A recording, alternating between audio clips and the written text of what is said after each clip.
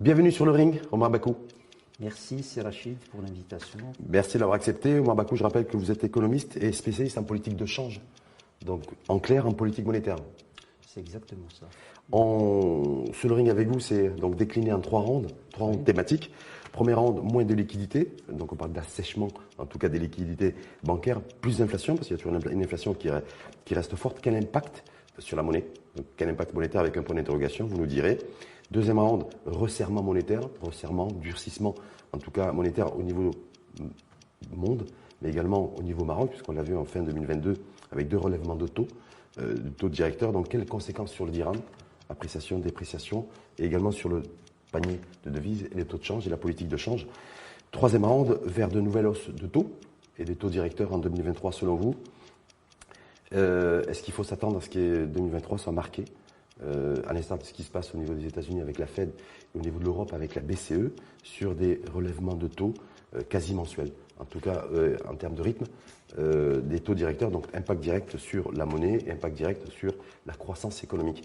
Donc Omar Bakou va démarrer avec le premier thème. Moins de liquidités, assèchement des liquidités, on voit le plus d'interventionnisme de la Banque centrale et une inflation toujours forte. Est-ce qu'il y a une crainte à avoir des conséquences directes sur la monnaie et sur le dirham? Non, il n'y a pas de mon point de vue de crainte parce que ce qu'a fait dernièrement Banque Maghreb, c'est juste une gestion d'une situation qui n'aura pas finalement un impact sur l'inflation. Je m'explique, c'est-à-dire qu'il y avait des fuites de liquidités, sorties de billets de banque, augmentation du cash durant la période du Covid, puis il y a eu un impact à travers les créances en souffrance qui ont augmenté, ajouté à cela les dépôts à vue et les dépôts à terme qui ont baissé. Tout cela a nécessité une certaine injection de liquidité de la Banque centrale, mais qui n'aura pas, in fine, à la fin, un impact sur les moyens de paiement à la disposition des agents économiques et qui impacte l'inflation. En même temps, Omar Bakou, on avait aujourd'hui, on voit l'intervention en tout cas de la Banque centrale, c'était multiplié par deux, on est passé de 40 à 80 milliards de dirhams de monnaie, en tout cas de création monétaire, qui sont à la disposition des banques. Donc voilà, beaucoup se sont interrogés sur avec le bug qui s'est passé aussi en début d'année, avec la panique sur le marché monétaire. Donc qu'est-ce qui se passe concrètement aujourd'hui? Est-ce qu'on est face à un assèchement des liquidités? On l'était déjà en 2022, on redémarre avec cette situation identique en 2023. Donc est-ce qu'il y a des craintes sur la valeur monétaire et sur le dirham? Tout d'abord, c'est moins que ça, parce que dans l'annonce de Banque Maghreb, ce qui est envisagé, c'est 25 milliards de dirhams. Donc c'est pas les 40 milliards ou 80 milliards. Ouais. Et ceci, si on veut vraiment analyser les raisons de ce montant, de la fixation de ce montant, c'est un déficit de liquidité qui a été constaté si on compare par exemple l'année 2022 par rapport à l'année 2021. Si on veut schématiser, c'est que chaque semaine, il y a les banques qui viennent demander de l'argent auprès de Banque Maghreb, et Banque Maghreb leur prête de l'argent dans un délai d'une semaine. C'est comme si vous êtes la banque centrale, moi je suis les banques, et je viens chaque semaine vous demander un montant d'argent. Donc c'est les banques qui se financent auprès de la banque centrale. Bien sûr. Et à chaque fois vous financez, moi si je suis les banques, donc je vous rembourse. Donc au lieu pour éviter ce va-et-vient, donc la Banque centrale, ça c'est un aspect, c'est un volet, c'est pas sur la base de la création monétaire. Bien sûr, c'est la monnaie qui est créée. C'est de la monnaie qui est créée, mais la monnaie qui est créée, c'est pas toujours automatiquement une monnaie qui est inflationniste, c'est-à-dire il y a tout un circuit, un ensemble de conditions pour que cette monnaie soit inflationniste. Mais en même temps, quand on est dans un contexte aujourd'hui d'inflation, voire d'hyperinflation, est-ce qu'il n'y a pas un enjeu de dépréciation monétaire déjà, conséquence de l'inflation, combiné avec un assèchement des liquidités qui a un impact, en fait, qui déprécie la monnaie de manière mécanique et naturelle? Il y a deux aspects. Il y a l'aspect valeur interne de la monnaie, c'est-à-dire le taux d'inflation, c'est-à-dire parce qu'une monnaie nationale, quelle qu'elle soit, elle a une valeur interne, c'est-à-dire son pouvoir d'achat et sa capacité d'acquisition de produits à l'intérieur du pays. Et donc, quand les prix augmentent, donc elle perd ce pouvoir d'achat. Mais il y a la valeur externe. Donc la monnaie déprécie automatiquement en fonction du rythme de l'inflation. Ce n'est pas automatiquement, peut-être plus automatiquement, si j'ose utiliser cette expression, dans les pays qui ont un régime de taux de change flottant. Mais dans le cas du Maroc, la valeur externe du dirham, donc le taux de change, est reparisé à travers le système de taux de change plus ou moins fixe qu'on adopte, ou taux de change contrôlé, qui fait que le taux de change ne peut pas s'écarter de la bande de plus ou moins 5%. Donc il ne peut pas se déprécier d'une manière taux de change. C'est-à-dire concrètement, même s'il y a, parce que je pense votre quoi, c'est vous le spécialiste, parce que on dit, le marché des liquidités conditionne la valeur de la monnaie. Donc voilà, qui est en phase communicant, et en même temps il y a de l'inflation et de l'hyperinflation. Il y a un lien, mais ce n'est pas un lien automatique. C'est-à-dire, supposons, pour simplifier, qu'il y a plus de monnaie sur le marché qui crée plus d'inflation, ça va impacter les avoirs de réserve. Mais ça ne va impacter le taux de change au Maroc effectif qu'à raison de 5%. Donc la variable d'ajustement... Donc elle est maîtrisée, vous dites, parce qu'il y a des bandes, en fait, c'est une bande de fluctuation de 5 et 5 qui fait qu'il ne peut pas y avoir une flambée, en tout cas une dépréciation conséquente de la monnaie. C'est ça qui nous protège aujourd'hui. C'est le taux de change ne peut pas se déprécier de plus de 5%. Mais quand j'ai un dollar qui décolle, qui est très fort, quand j'ai un euro aussi qui est fort, même si le dollar est encore plus fort, est-ce qu'il n'y a pas aussi un enjeu de dépréciation monétaire du dirham qui se fait automatiquement combiné à l'inflation? Non, le système de panier fait que les variations bilatérales entre le dirham et le dollar, et le dirham et l'euro, est contrôlée. C'est-à-dire quand le dollar se déprécie, par exemple, comme c'était le cas depuis quelques mois, de plus de 10% par rapport à l'euro, ou peut-être de 20%, la dépréciation du dirham, ça s'est traduit par une dépréciation du dirham à raison de 60%, c'est-à-dire par rapport à l'euro, et par rapport au dollar, et une appréciation du dirham par rapport à l'euro. C'est-à-dire que ce système-là se traduit par un mécanisme de compensation en termes de taux de change. Donc et cette compensation fait que la valeur effective du dirham, la valeur externe, reste contrôlée grâce à ce mécanisme. Au Maroc, si le dirham était totalement flottant, c'était d'ailleurs les velléités et recommandations du FMI depuis plusieurs années, ça aurait été beaucoup plus compliqué aujourd'hui que ça ne l'est. Ce n'est pas tellement compliqué parce que ça aurait pu se traduire par une dépréciation plus importante que 5%, mais ça ne va pas dépasser peut-être les 10 ou 15% maximum. Pourquoi ? Parce que le régime de flottement envisagé dans le cas où on le met en place au Maroc, ça va être accompagné par un système de ciblage d'inflation. Et le ciblage d'inflation, c'est quelque part dans une économie comme celle marocaine, c'est un ciblage du taux de change. C'est-à-dire que la Banque centrale va continuer à soutenir le dirham à travers des interventions sur le marché de change, et ces interventions vont faire en sorte que le dirham ne pourra pas se déprécier plus de 15%, de 10%. Ces interventions hebdomadaires de la Banque centrale, de plus en plus importantes, on le voit depuis quelques semaines, alors je ne sais pas si c'est dû à la conséquence, en fait, le bug qu'il y a eu sur les marchés monétaires en début d'année, mais est-ce que ça, c'est aussi faire en sorte qu'on fait le dirham, on le met à un certain niveau, une certaine hauteur, mais en fait, il est surévalué. Ça n'a aucun. Et que du coup, parce qu'en fait, les importateurs, quand on importe et que c'est libellé en dollars ou en euros, eux, ils le ressentent. Non, ça n'a aucun. Donc, le dirham trop fort, en fait. Non. Parce que trop fort est soutenu. Il faut distinguer, il faut faire une grande distinction entre le marché monétaire, la politique monétaire et la politique de change, ce qui se passe sur le marché de change. Les interventions de la Banque centrale ou l'intervention d'injection de liquidités, l'achat des bons du Trésor, elle a des raisons bien précises. C'est-à-dire qu'il y a eu effectivement une baisse de liquidité auprès des banques, donc il y a un léger assèchement de liquidité, et cet assèchement est dû pour une bonne partie à des raisons de comportement des agents économiques qui ont fait des retraits de liquidités de dépôt à vue, ce qui s'est traduit par moins de liquidités auprès des banques. Il fallait que la Banque centrale intervienne pour compenser ce déficit de liquidité. Donc cette compensation... Le rachat des bons du Trésor, parce que beaucoup se sont dit par rapport à ce qui s'est passé, c'était brutal, c'était imprévisible, et que du coup, c'est la question qui se pose aujourd'hui, est-ce qu'il y a un problème au niveau du Trésor? Est-ce qu'il y a un problème de financement au niveau du Trésor qui fait qu'il y a eu cet interventionnisme brutal de la Banque centrale? On ne peut pas dire que c'est brutal, mais ça a été perçu comme brutal parce que c'est la première fois qu'on qu'on recourt à ce genre d'instrument. Il n'y a pas de précédent. Il n'y a jamais eu de précédent. Il n'y a jamais de précédent, mais il y avait pas un précédent, mais un instrument similaire qui était les réserves obligatoires. Les réserves obligatoires, c'est des avoirs, des liquidités des banques que la Banque centrale gèle dans la limite de certains pourcentages.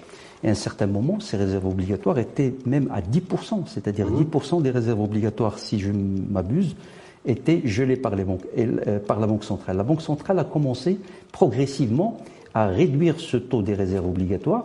Et dans la période du Covid, elle a fait baisser de 2% à 0%. C'est-à-dire qu'elle a donné un chèque gratuit aux banques marocaines de l'équivalent de 10 milliards de dirhams. Aujourd'hui, cette marge de manœuvre n'existe plus. Donc ce qui reste, c'est l'intervention à travers les bons du Trésor. L'achat des bons du Trésor. Bon, les Trésors, mais en même temps, est-ce que la question du financement à terme du Trésor se pose aujourd'hui? C'est toujours pas réglé. Quand on a vu ce qui s'est passé en début d'année. C'est une question qui se pose. Mais il ne faut pas non plus la dramatiser, parce que la question, comment elle se pose, c'est qu'il y a eu un problème de financement sur le moyen et surtout sur le long terme. Oui. On a remarqué durant les 3 dernières années qu'il y a eu une baisse sur les échéances de long terme et un petit peu sur le moyen terme, c'est-à-dire que les acteurs du marché financier marocain, des marchés de capitaux, les OPCVM, les compagnies d'assurance, les banques et la CDG, donc ont une certaine, je dirais, une aversion, une frilosité ou une peur par rapport aux échéances à moyen long terme, surtout par rapport au climat un peu d'incertitude, notamment sur le taux d'inflation, sur le taux d'intérêt directeur. Donc c'est ça qui explique en fait le fait qu'il y a eu cela. Cette panique sur le marché monétaire. Sur le marché monétaire, il y a eu en deuxième lieu une certaine mésentente ou une incompréhension parce que le Trésor n'a pas accepté les taux ou les conditions qu'on lui a imposées durant l'année dernière. Justement, les spécialistes comme vous disent aussi le Trésor, il n'y a pas eu de hausse de taux durant toute l'année 2022. Exactement. Et qu'il aurait fallu aussi une hausse de taux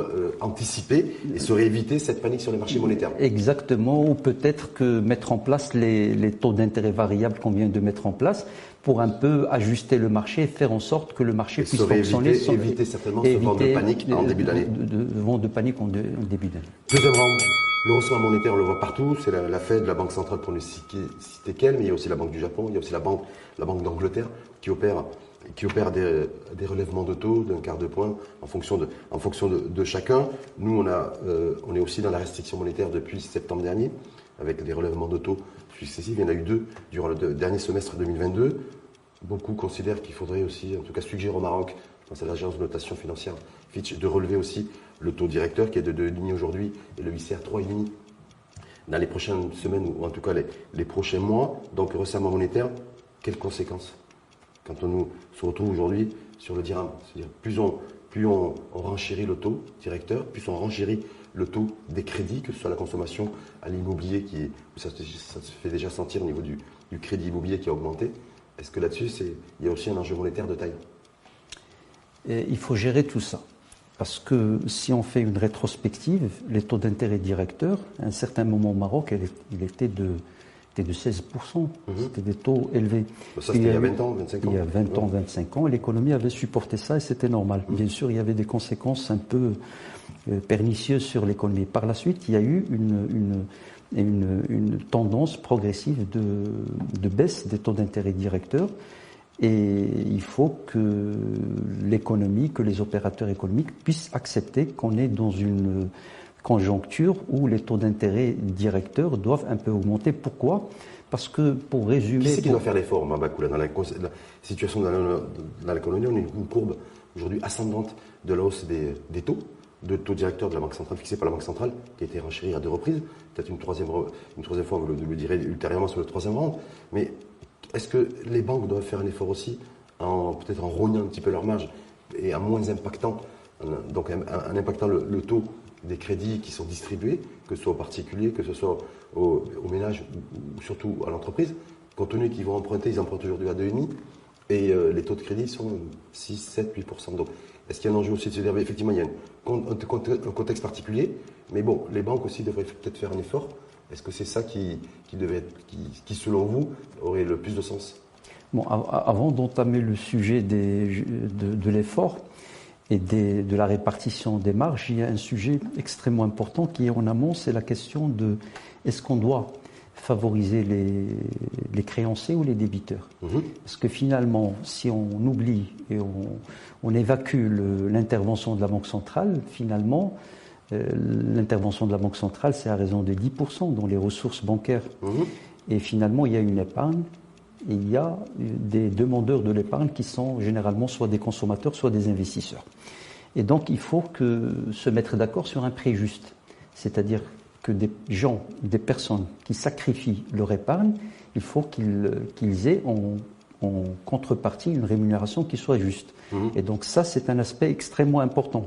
Parce que tout le modèle aujourd'hui qui est de la libéralisation financière, qui est prédominant depuis au moins une vingtaine d'années, que le Maroc adopte, qui est adopté partout au monde, c'est un régime de libéralisation financière qui se base sur la promotion de l'épargne, et la promotion de l'épargne à travers une bonne rémunération de l'épargne. Et quand on parle d'épargne, ce n'est pas juste les particuliers qui veulent, mais il y a les caisses de retraite, il y a de l'épargne institutionnelle qui pèse dans l'économie, et ça c'est un aspect extrêmement important à prendre en considération. La signature d'un pays, la signature Maroc, lorsqu'on va aller sur les marchés internationaux, est-ce que c'est ça de la dette? Est-ce qu'il y a un lien? C'est-à-dire, voilà, je vais avoir un bloc, je favorise l'épargne, parce que ça me permet d'avoir des ressorts financiers aussi, des ressorts monétaires? C'est un tout, c'est-à-dire que c'est lié. Quand vous avez un taux d'épargne qui est assez important, donc vous avez un compte courant qui est solide, donc vous avez des ressources, en fait, c'est moins d'engagement finalement pour l'État à long terme, etc. Donc c'est un tout, donc c'est un élément extrêmement important parce que les agences de notation, ils regardent tout ça. C'est des indices synthétiques. Et plus on a d'épargne, plus on est un bon élève, en tout cas pour les agences de notation financière. Exactement. Entre autres. Mais ce resserrement monétaire qui est mondial et qui est effectif et est une réalité chez nous, quel impact sur le dirham?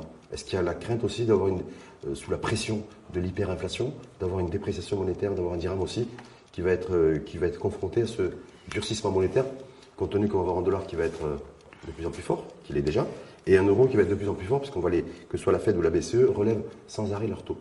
Non, quand on regarde le marché d'échange du Maroc, c'est-à-dire nos recettes et nos dépenses en devises, qui agissent sur le taux de change et sur les avoirs de réserve, donc elles dépendent de facteurs quelque part extra-monétaires et extra-marché des capitaux, parce qu'ils dépendent de la balance courante, c'est-à-dire de nos échanges commerciaux, essentiellement nos importations de marchandises et de services et nos exportations de marchandises et de services et des transferts des MRE. Donc nous avons une balance des paiements, le bas de la balance qui est important, et ces éléments ne dépendent pas des marchés des capitaux mondiaux et de la politique monétaire. En tout cas, ils ne dépendent pas à court et à moyen terme.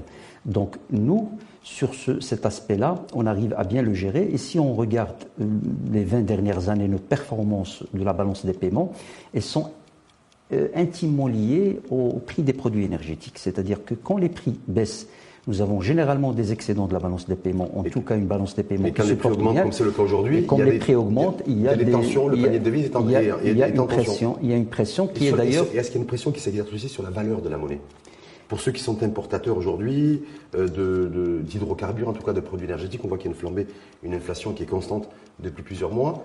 On paye généralement, en tout cas ces importateurs-là, c'est libellé en dollars. On voit que le dollar aujourd'hui est dans une phase extrêmement ascendante. Est-ce que du coup, la monnaie perd de sa valeur? Non, il faut faire quand même une distinction entre la valeur... Qui renchérit le prix, oui, du coup, parce que le renchérit le prix de vente, et est-ce qu'il n'est pas conditionné à la dépréciation de la monnaie?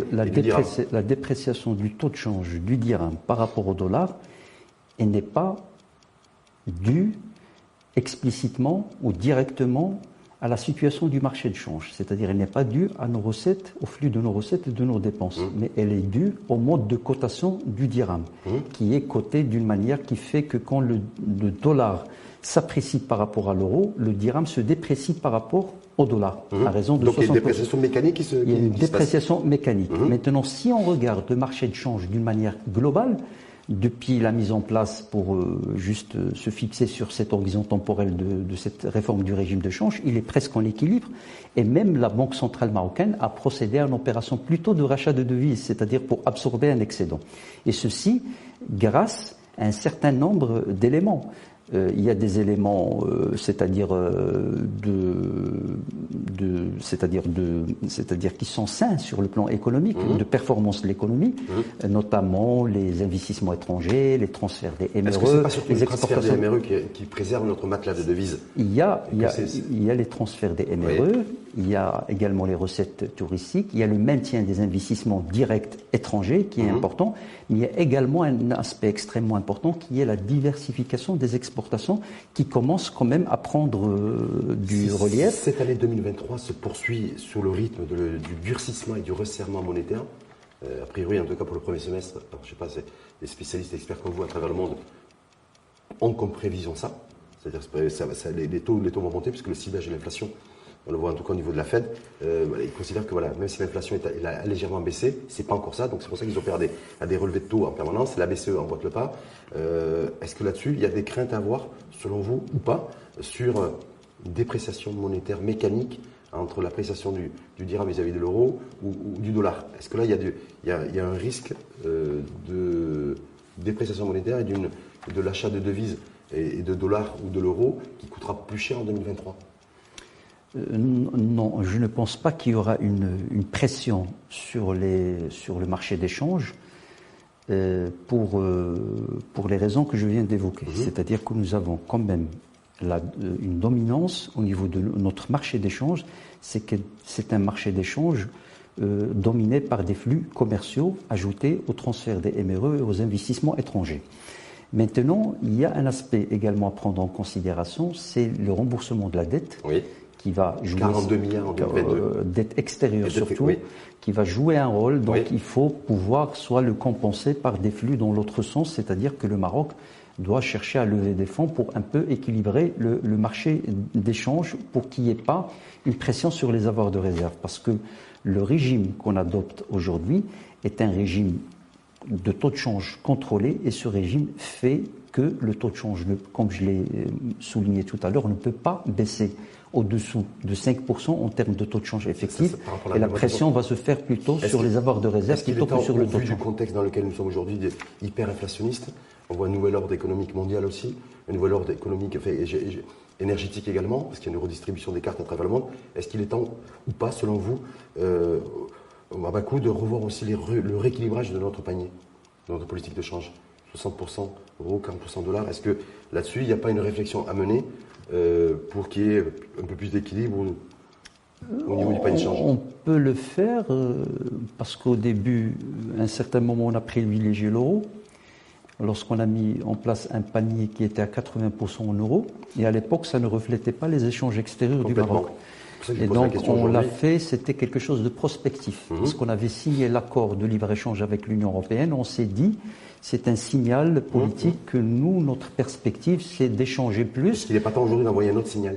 Non, on l'a fait déjà parce que la réforme, lorsqu'on a ramené le taux de change, la répartition, la ventilation du panier ou le ratio de 80-60%, c'était déjà un pas extrêmement important. On peut le faire, c'est-à-dire le ramener à 50, à du 50-50. 50-50, certains considèrent que le temps est venu de ramener à 50-50. Peut-être ça peut se faire sans aucun problème, mais ça va refléter la ventilation de nos importations. C'est-à-dire que nos importations sont à 50% en euros et 50% en dollars. C'est pour ça que certains considèrent qu'il faudrait revoir et rééquilibrer notre panier de change. Si on voit du côté des importations, donc ça va quelque part stabiliser le pouvoir d'achat externe de notre monnaie, mais du côté des exportations, donc nous avons juste 35%, 40% qui est en dollars. Donc, j'ai une dernière question par rapport à FMI, l'engagement, cette ligne de tirage modulable. Il y a une première ligne de tirage qui a été effectuée par le Maroc lors du Covid. Et là, il y a une ligne aujourd'hui, par contre, là, cette fois-ci qui est modulable. Est-ce que c'est aussi se préserver de tensions sur le panier de devises et sur le maintien de notre monnaie et notre dirham? Est-ce que c'est essentiellement les motivations principales? C'est bien sûr la ligne modulable ou ligne de financement. C'est une garantie du FMI, en fin de compte. Parce que quand vous dépassez un certain seuil d'endettement, vous avez mécaniquement, automatiquement des difficultés pour se financer sur le marché financier international.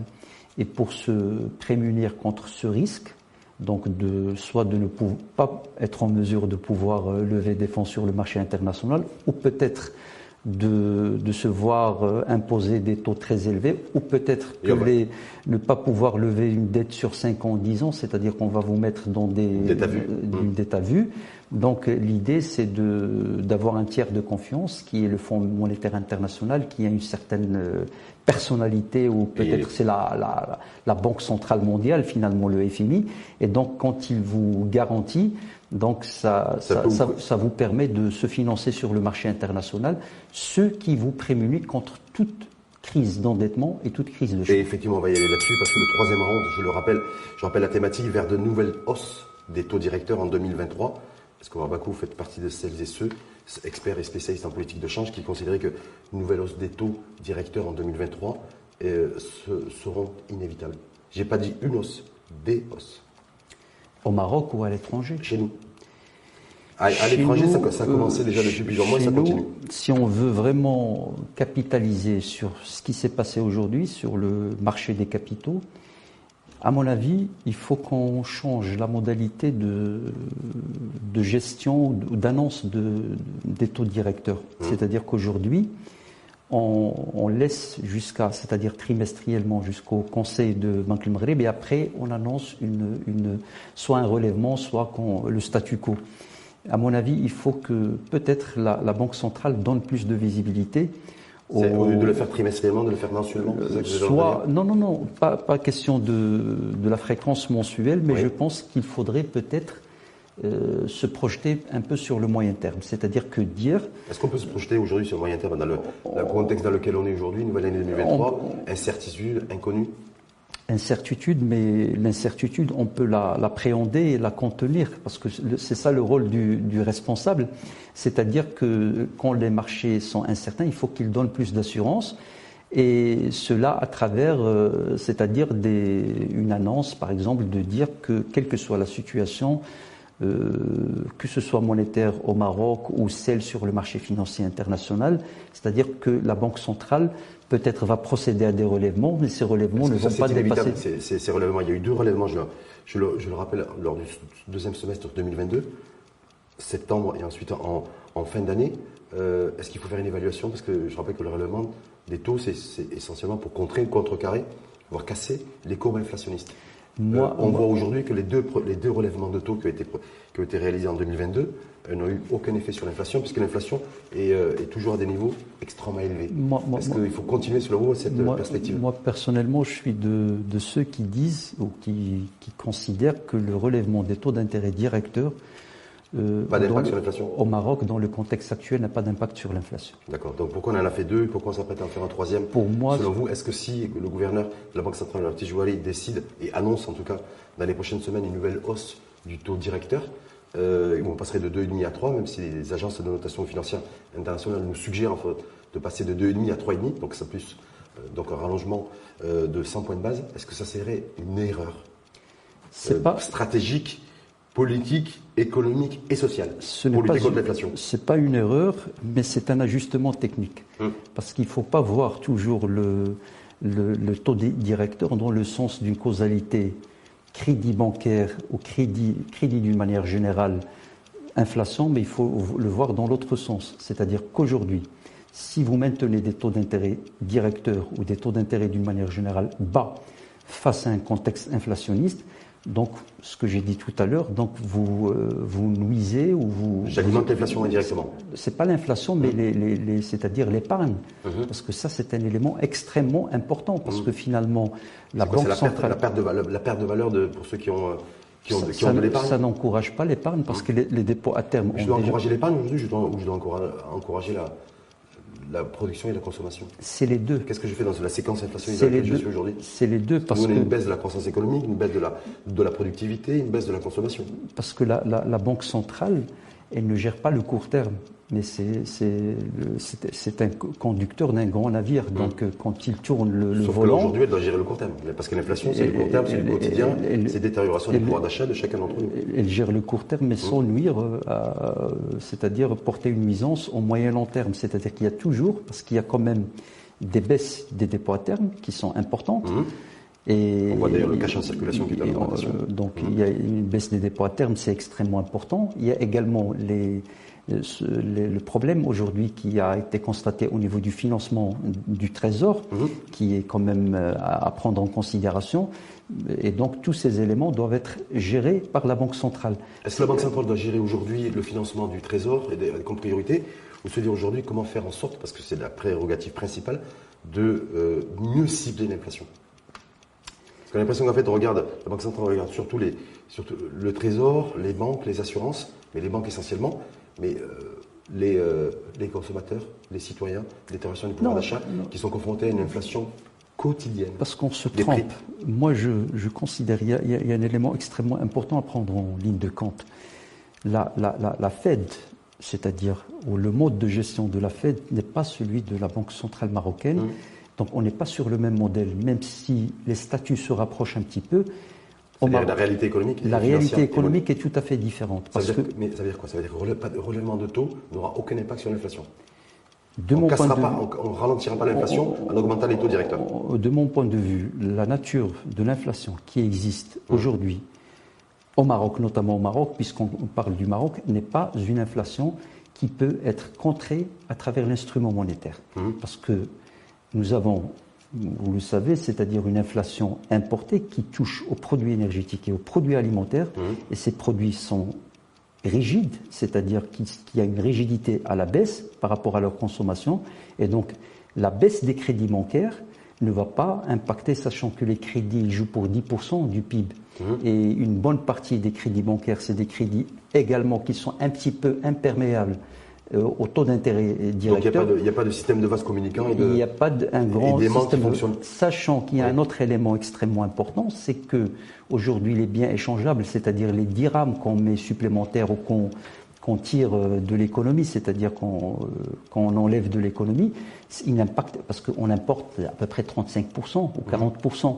Donc il y a un élément sur c'est-à-dire le externe c'est-à-dire que nous ne sommes pas comme les États-Unis qui ont un taux d'importation qui est de 8% de leurs produits intérieurs bruts. Est-ce que ça veut dire, Omar Bakou, que si demain le gouvernement de la Banque centrale annonce un relèvement des taux, il faudra tout de suite en fait pour vous dire attention, n'attendez surtout pas que ça va réduire l'inflation et que les prix et la cherté de la vie se poursuivra, même s'il y a des augmentations de taux directeurs qui sont annoncées dans les prochaines semaines? Exactement. De mon point de vue, c'est un ajustement technique qui vise c'est-à-dire à rééquilibrer ce rapport entre épargne et investissement, c'est-à-dire que entre créditeurs et débiteurs. Dernière petite question, parce que c'est intéressant. Nous, chez nous, en tout cas, on n'est pas les États-Unis ou d'autres pays occidentaux, d'autres pays européens, où il y a un système où effectivement l'instrument monétaire peut permettre, ne serait-ce que de freiner, en tout cas, la courbe inflationniste. Qu'est-ce qui pourrait le permettre? Chez nous, considérant que la Banque centrale chez nous a et ailleurs d'ailleurs, c'est avant tout comme prérogative le ciblage de l'inflation et les prix de vente pour les consommateurs. C'est-à-dire quel est le système pour contrer l'inflation au Maroc? Si chez nous, ce n'est pas l'instrument monétaire. Pour la Fed, pour les États-Unis, c'est l'instrument monétaire. Pour les Européens, c'est l'instrument monétaire. En tout cas, c'est celui qui est utilisé. Chez nous, si ce n'est pas l'instrument monétaire, c'est quel instrument? C'est l'instrument monétaire pour partie. C'est-à-dire qu'on a déjà une politique monétaire responsable, donc qui fait qu'elle n'émet pas de la monnaie comme ça, d'une manière décorrélée par rapport au PIB. Mais de mon point de vue, il faut que, quelque part, une gestion à la fois à court terme et à moyen terme. Et la gestion à court terme, c'est peut-être cette caisse de compensation qu'il faut, quelque part, modifier ou transformer. Parce que la caisse de compensation au début... Moins de dépenses de l'État sur la caisse de compensation, ce n'était pas des subventions à la consommation au début. C'était des compensations. Il y a des prix qui augmentaient, des prix qui baissent, et on essaie de faire en sorte c'est-à-dire de stabiliser les prix. Aujourd'hui, rien n'empêche c'est ce qu'on fait, en fin de compte, parce qu'à la fois on fait des lois de finances rectificatives ou des modifications budgétaires dans ce sens. Donc il faut que ça soit formalisé pour dire que finalement on va sécuriser le consommateur. Donc juste aux Marocains qui nous écoutent, qui écoutent attentivement sur le ring, l'ODJ TV et radio avec Omar Bakou, économiste et spécialiste en politique de change, ça veut dire que chez nous, l'instrument monétaire n'aura aucune efficacité réelle, en tout cas, et ne permettra pas de toute façon d'inverser la courbe inflationniste. Et donc, vis-à-vis de ceux qui sont victimes, entre guillemets, en tout cas, qui sont impactés, et ça c'est le plus grand nombre chez nous, par la cherté de la vie, par l'inflation, voire l'hyperinflation, qu'est-ce qui pourrait être, Qu'est-ce qui peut être fait pour eux, concrètement? Bon, c'est ce Parce qu'on est dans une séquence aujourd'hui extrêmement compliquée. On a une inflation qui est galopante et qui est hyper contagieuse. On a vécu le Covid avec son effet de contagiosité. Là, on a une inflation qui a le même effet. Un effet extrêmement contagieux où on a toutes les chaînes de valeur aujourd'hui qui sont virusées, j'ai envie de dire, par l'inflation. Bon, il y a deux aspects. Il y a une gestion de l'offre, c'est-à-dire sectorielle par rapport à chaque produit. Quand on prend les produits énergétiques, il y a déjà une tendance baissière, mais il faut continuer ça. Qu'on ne voit pas quand on consomme. Ça va venir puisque il y a une décorrélation, il y a un délai de transmission, mais il faut continuer à travers une bonne régulation du secteur et peut-être à travers une annonce pour dire que finalement, si le prix dépasse un certain prix, il y a l'État qui va intervenir pour justement sécuriser les consommateurs. Mais il faut accompagner ça par tout ce qu'on fait en matière de modèle de mobilité, c'est-à-dire en favorisant les transports collectifs, etc. Et même quitte à une réforme du secteur des transports qui est extrêmement importante. Oui, mais extrêmement coûteuse. Quand on voit ce qu'il faut. Non, de mon point de vue, n'est pas coûteuse. Dernière petite question. Est-ce qu'aujourd'hui, par rapport à l'inflation, c'est une question, une interrogation qui intéresse tout le monde, chacun d'entre nous, est-ce que c'est les prix qui augmentent ou c'est notre monnaie qui baisse? Non, c'est les prix quand ils augmentent, donc le pouvoir d'achat de la monnaie baisse. Donc, est-ce que c'est plus la monnaie de notre dirham qui baisse quand on est confronté à une augmentation de produits de consommation de 10 ou 15, 20 ou 30%? Est-ce que c'est notre monnaie qui baisse ou est-ce que c'est le prix qui a augmenté? Non, c'est les prix plutôt qui ont augmenté. C'est-à-dire quand vous faites partie des 20% les moins aisés, donc vos produits, votre consommation alimentaire représente 50% de ce que vous consommez.